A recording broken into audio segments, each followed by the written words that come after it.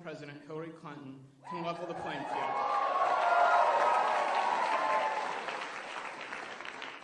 Especially by making college affordable. I'm sure that matters to all of you, and I'm sure a lot of you have become intimately acquainted with student debt. This is why everyone must register to vote and show up at the polls to vote for Hillary Clinton for president, Ted Strickland for Senate, and for amazing down ballot candidates like State Representative Kristen Boggs.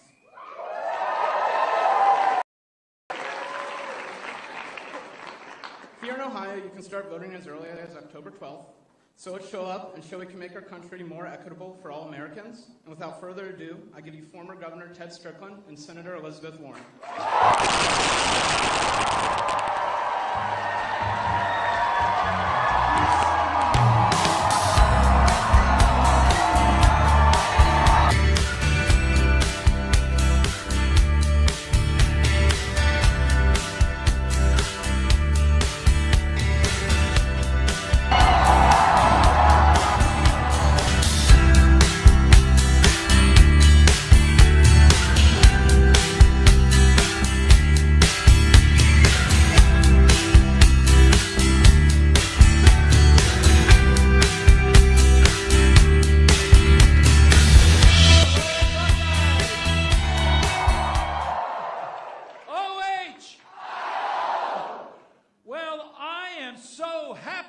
To be with you today in the presence of Senator Elizabeth Warren.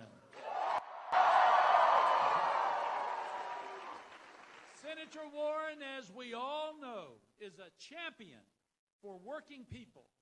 She understands that the stakes are so high in this coming election. She knows that America's future is dependent upon what you and others like you across this great state of Ohio do in the next 52 days.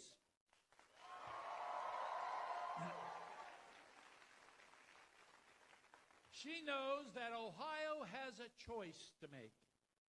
It's a choice between Hillary Clinton, who has the right values, the right experience, and the right qualifications, or Donald Trump, who, quite frankly, as the president says, don't boo, vote. But let me finish, if I may. I was saying the choice is between Hillary or Donald Trump, who isn't qualified to lead the doodah parade. Now, Hillary Clinton, when she becomes president, and I'm convinced she will, because Ohio is going to do what Ohio always does. We're going to come through at the end, and she's going to need a Democratic Senate, right? And so I'm running for the Senate because I'm from working people. I care about working people, and in the Senate, I will fight for middle-class working people. And I'm running against a guy named Rob Portman, who has don't boo, vote. I'm running against a guy who has spent his entire political life looking out for those who are already privileged. Now, my experience in life has been that the privileged can take care of themselves, and usually do, as a matter of fact. I'm running against Rob Portman, and Rob Portman is running in support of Donald Trump. Think of that. Think of that. Unlike a lot of Republicans, like Governor John Casey, Rob Portman continues to embrace Donald Trump. He says Donald Trump should have access to the nuclear codes. What kind of man, I ask you this seriously, what kind of man would be so ashamed of his party's nominee, Donald Trump, that he won't stand on a platform with him and yet believes that he should have access to the nuclear codes? Give me a break. Give me a break. Rob Portman, wake up. Smell the roses. Now, I just want to mention a few differences between Senator Portman and myself. We have a lot of women in here. How many of you, I think I know the answer to this, but how many of you believe that a woman should get paid equal pay for equal work? Now,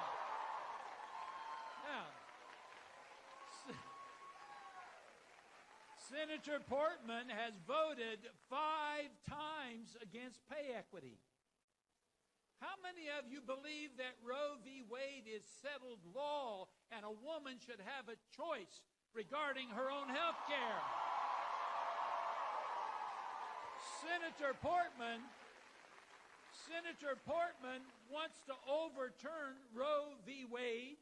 He has voted to defund Planned Parenthood, and he believes a woman's boss should be able to tell that woman whether or not her insurance provides contraceptive coverage. That's Rob Portman. I could talk a little bit about college affordability, but I know Senator Elizabeth Warren's going to talk about that because that has been her passion for many months. I will mention trade, though.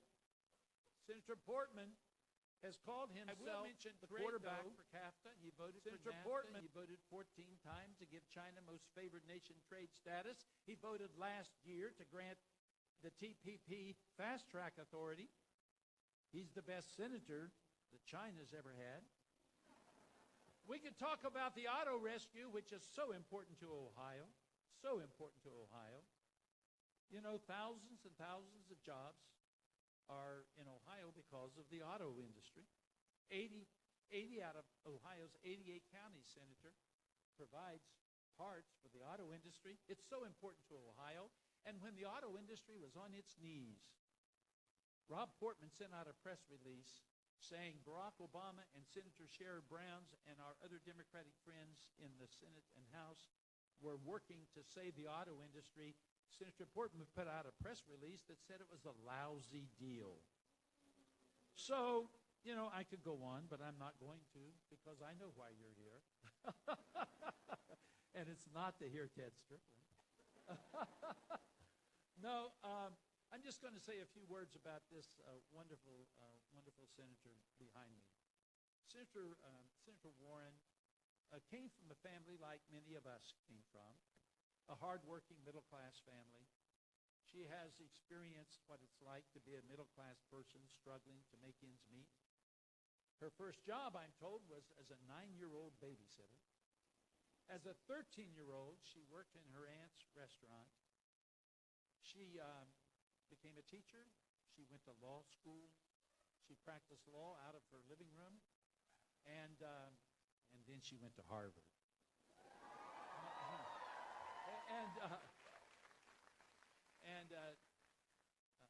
What a magnificent career she's had. We all know Rich Cordray, former Attorney General, now head of the Consumer Protection Bureau. You know, that bureau, that Protection Bureau would not exist today were it not for Elizabeth Warren. And so just let me say in closing, there is no person in our country that I believe is more effective in talking about the real struggles facing average people than Elizabeth Warren. She is a wonderful progressive voice. She is a treasure to us, and she has come to Ohio to root for Hillary Clinton and Ted Strickland. And I am so proud to have her here. And I'm so proud that you're here. And I'm so proud that she's here with us. And I present to you the senator from the great state of Massachusetts, Elizabeth Warren.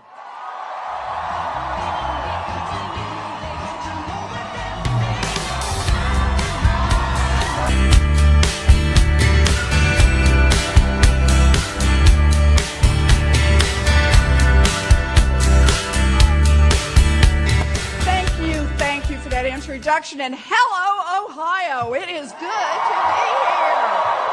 You guys are fabulous. I love you best because you're loud. Yes, that's That's what we need in this campaign. I actually have to start with my thank yous.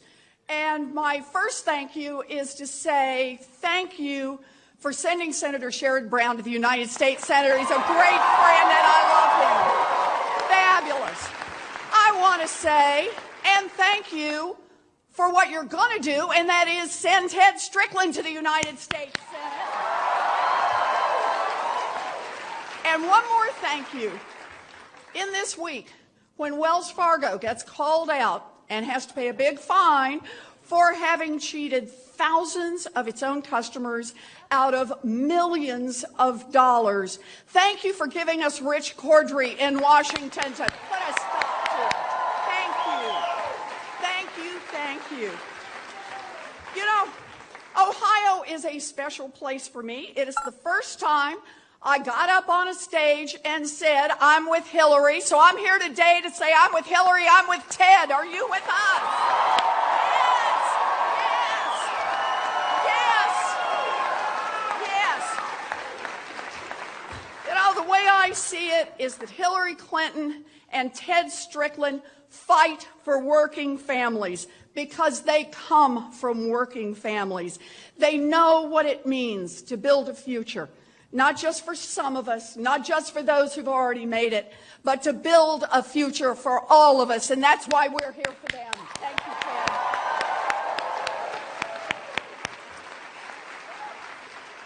So, you hear me okay in the back there? Just making sure. Good. You know, you can always tell a school teacher. I always keep an eye on the people in the back row. I know why you are in the back row. You will be called on before this is over. All I need is my seating chart, and I'd be all set here. But I'm somebody really and truly who came to politics, as they say, very late in life. I never thought I'd be doing anything like this. But this is personal for me. Ted made a remark about this. I grew up in a family that was just hanging on to its place in the middle class, pretty much by our fingernails. My daddy worked a lot of jobs. He sold paint, he sold fencing, he sold carpeting. He ended up as a maintenance man. My mom worked a minimum wage job, and for some times, that was the only paycheck that we had coming in. I wanted to be a teacher. All my life, it's all I ever wanted. I used to line my dollies up and teach them. It was tough being one of my dollies. But they were smart. They were good dollies. They were good dollies. But to be a teacher, you had to go to college. And I mean, there was literally just no money for that. But I ended up at a commuter college that cost $50 a semester. Yeah, and I hung on for dear life. And that's what opened a million doors for me. And that's because I grew up in an America that was investing in opportunity and in creating opportunities, not just for some of our kids, but for all of our kids. I believe in that America. I believe we can build that America again, and that's why I'm here with you today.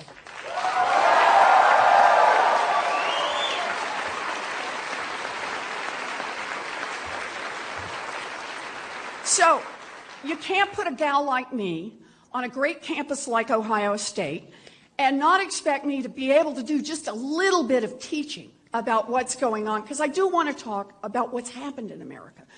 What went right is where this story starts. So America is very much a boom and bust country. This starts from the 1790s all the way to the 1930s.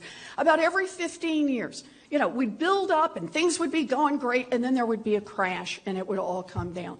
And when it came down, it not only took down the speculators, it took down the small business owners, it took down the farmers, it took down employees, it took down a lot of people who weren't able to do the climb up. And we hit the big one, the Great Depression. And it wiped out people all across this country. And that's when we said, as a country, we can do better than this. We can do better than this. And we did. And we made two fundamental decisions. The first one was, we said we are going to regulate Wall Street and the big financial institutions. That's what it's going to take. Yep. FDIC insurance, make it safe to put money in banks, right? Glass-Steagall, separate crazy banking, right? Investments from regular banking. And SEC put a cop on the beat. We did it, and it worked. That's the amazing thing. We didn't have a giant crash from the 1930s until 2008. Pretty good period we had. So let's talk about this. Second thing we said is we used that time to build America's great middle class. And how did we do it? We collected taxes and we put them into investments. Investments that would create opportunities, not just for a handful of folks at the top, but opportunities for all of us. We invested in education. That's how I ended up at a school that cost $50 a semester. NDEA loans, a GI Bill, federal aid to education, because we believe that if we invested in our children, they could build a future for themselves. We invested in infrastructure, in roads and bridges and power. Why? Not because we knew what the next great business was going to be, but we were pretty darn sure they were going to need electricity. We were pretty darn sure they were going to need to be able to have roads and bridges so they could get their goods back and forth to market. We were pretty sure they were going to need an educated workforce. So we all invested. Some people made it really big, but everybody pitched in to make it happen, and it created growth and jobs for all of us. And the third thing we did, yes, it is worth applauding. You're right.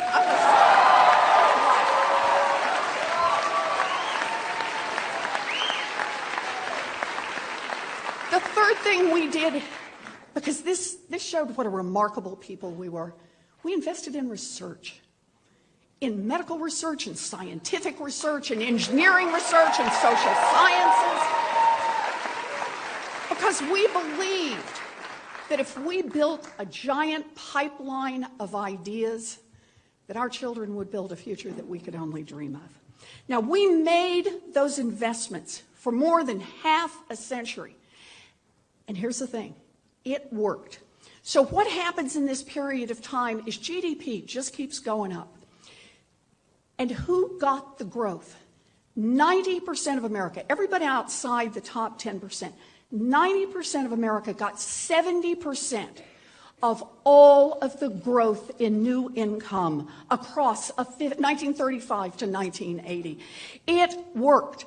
And let's keep in mind, I get it wasn't for everybody working perfectly. Women were shut out of a lot of things, African Americans, Latinos, LGBT in the closet, but we were bending it in the right direction. And so, following the civil rights movement in the 60s, the 70s, we began to shrink the black-white wealth gap. We were moving this country in the right direction. We were building a middle class that worked for more and more people, that had more and more opportunity to come in. And then, we hit basically the end of the 70s, the 1980s, Ronald Reagan gets elected. And America turns in a very different direction. It's called trickle-down economics. It basically means I got mine, rest of you are on your own. And it had two parts to it.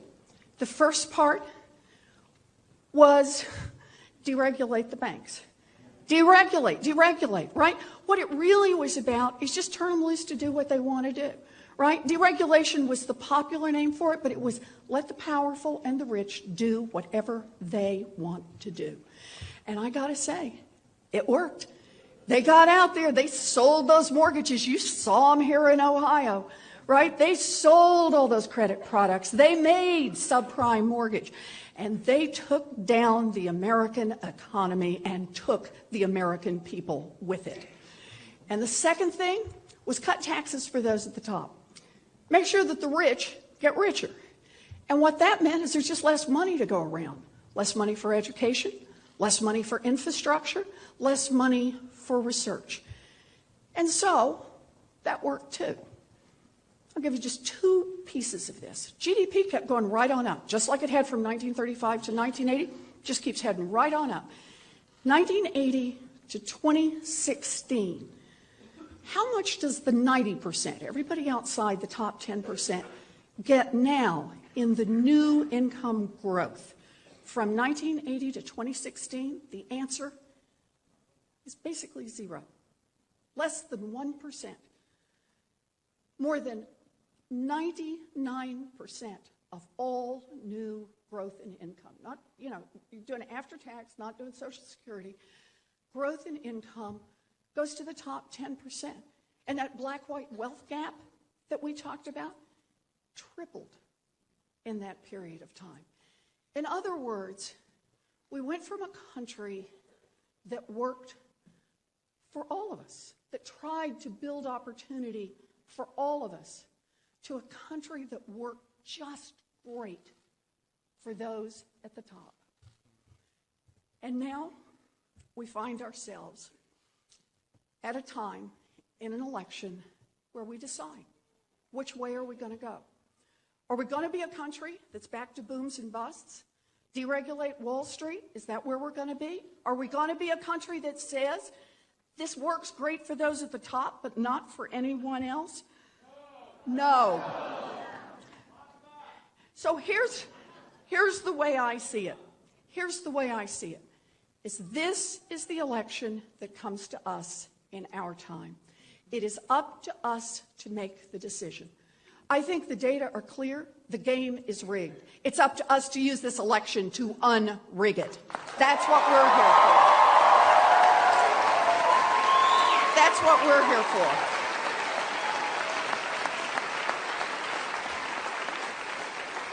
So let's start with this part. Rob Portman. I wish that Rob Portman were part of the solution. I really do. We need more moderate Republicans in Congress, but he isn't one of them. Portman was the guy during the George W. Bush administration who was helping administer all of those cuts in education, in infrastructure, and in research, in the things that build a future. And now he's in the United States Senate working for the rich and the powerful. I just put together a couple of things. When we worked, Sherrod Brown and I and others worked to put together a bill to let students refinance their student loans, Rob Portman voted no.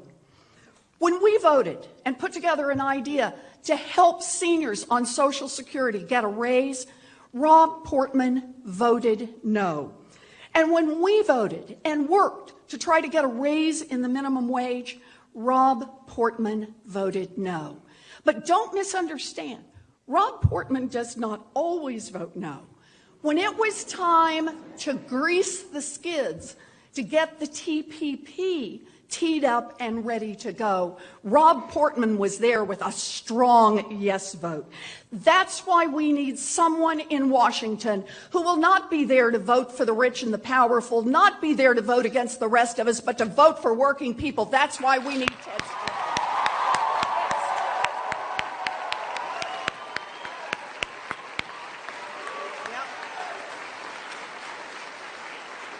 We need Ted Strickland and we need Hillary Clinton. Yes.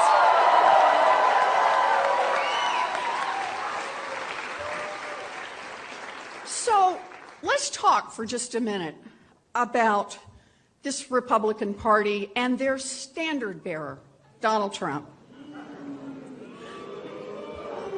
What's the word? Don't boo, vote. You know, I want to start this by saying, look, I understand.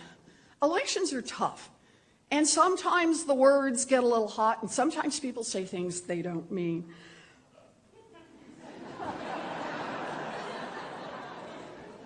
But Donald Trump has repeatedly invited his supporters to commit a horrific act of violence against his opponent, against another human being.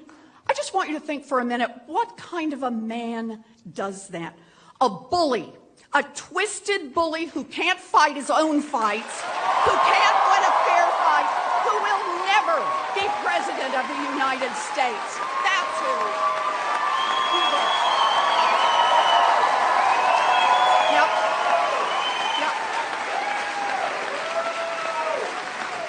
You know, let's face it. Donald Trump has more support from Aryan Nation and the KKK than he does from leaders of his own party.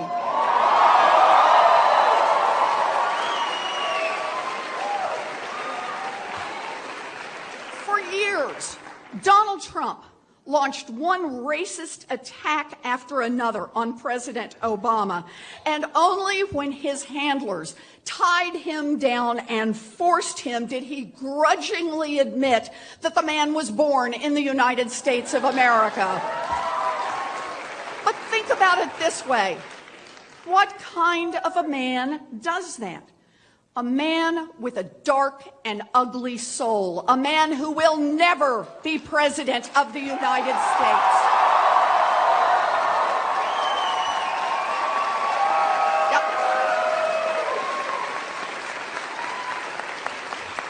Trump started his own scam university to cheat students out of their life savings. He also paid off attorneys general in Florida and in Texas to shut down investigations of his scam. So what kind of man does that? A man who would cheat you as soon as look at you. A man who thinks bribery is part of running the government. A man who can never be president of the United States.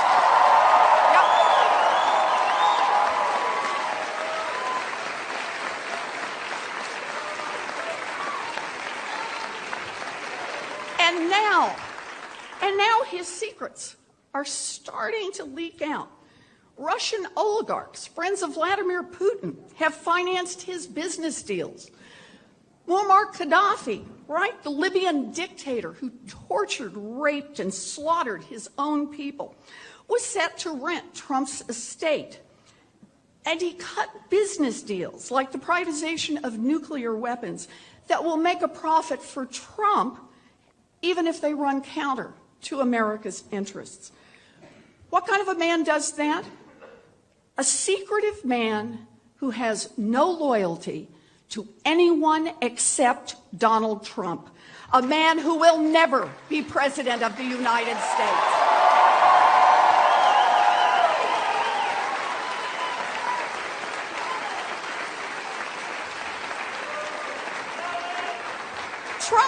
Trump says that if he is president, he will keep all the Trump businesses with the Trump names on everything and all of the Trump family making money off it, but he'll let somebody else run it.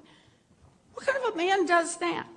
A selfish lowlife who puts his own interests ahead of everyone and everything else.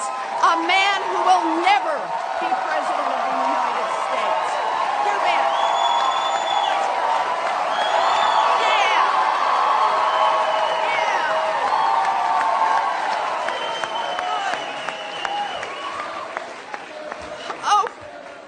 Okay, so let's be clear here. Republicans have money and power. They're slamming Ted Strickland and Hillary Clinton with tens of millions of dollars of nasty attack ads. It's tough out there. And I got to tell you, I know how it feels, right? At this point in my election, the poll came out that showed me down 4 points. Now, what do you do at that point? Well, you can whimper, you can whine, or you can fight back. Me, I'm fighting back in this race. How about you? Fighting back in this race? You bet. Yeah. Okay. So that means I'm here with two asks. Two asks. You want to fight back? Remember the first one. The first one is register to vote. Okay? Yes. If you've moved, if you just got on campus, the last day for registration is October 11th. And early voting starts on October 12th. So get registered and vote early. That's part, okay? Second part, we need your votes, absolutely, but we need more than that. Volunteer. We need your help. We need your help.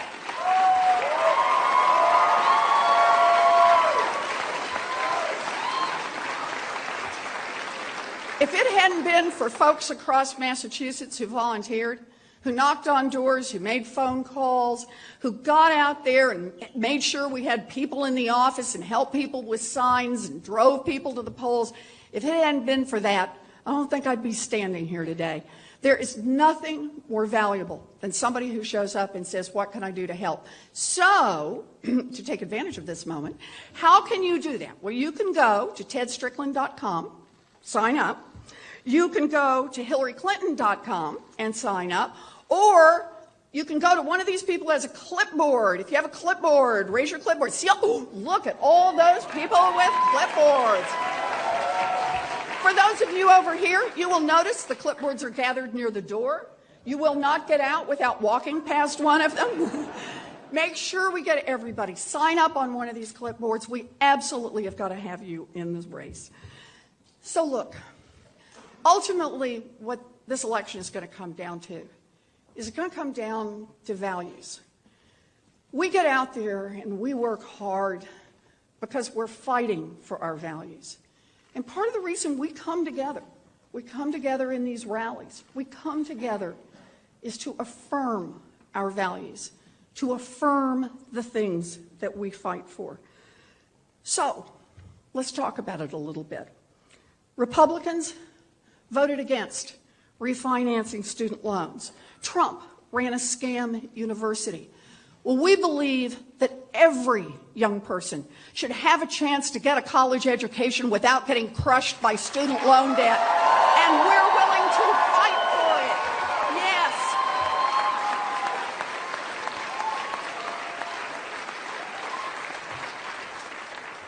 Wells Fargo cheats tens of thousands of people, and Republicans want to repeal the rules on Wall Street. Well, we believe in more accountability for big banks, and when CEOs break the law, they ought to go to jail just like anyone else.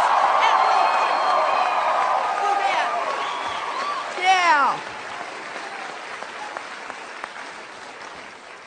Yeah. Republicans have attacked labor unions, tried to undercut collective bargaining for years now. We believe that unions built America's middle class, and unions will rebuild America's middle class.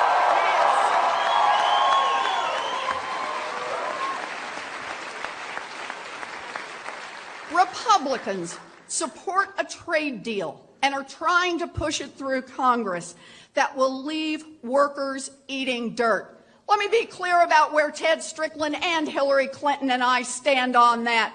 No TPP. That's where we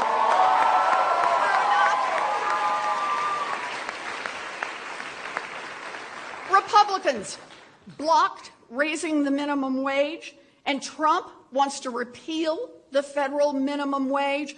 Well, the way we see it is that no one should work full-time and live in poverty. And that means raising America's middle class. Fight for 15. Yes.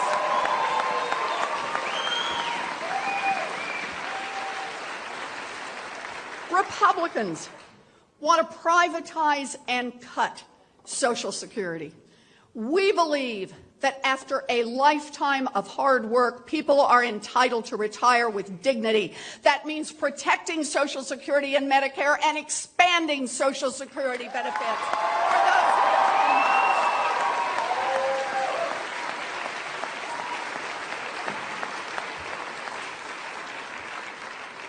Republicans have no problem with women earning less, no problem with defunding Planned Parenthood.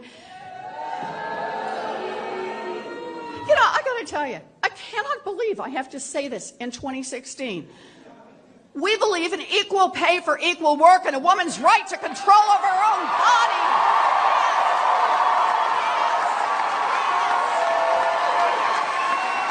Yes. Yes. Donald Trump calls African Americans thugs, Muslims terrorists, Latinos criminals, and Rob Portman and his Republican Party support his presidency. We believe that racism, injustice, and bigotry have no place in our country, that Black lives matter, that we will build an America for all of our children. Yes. Yes. Yes.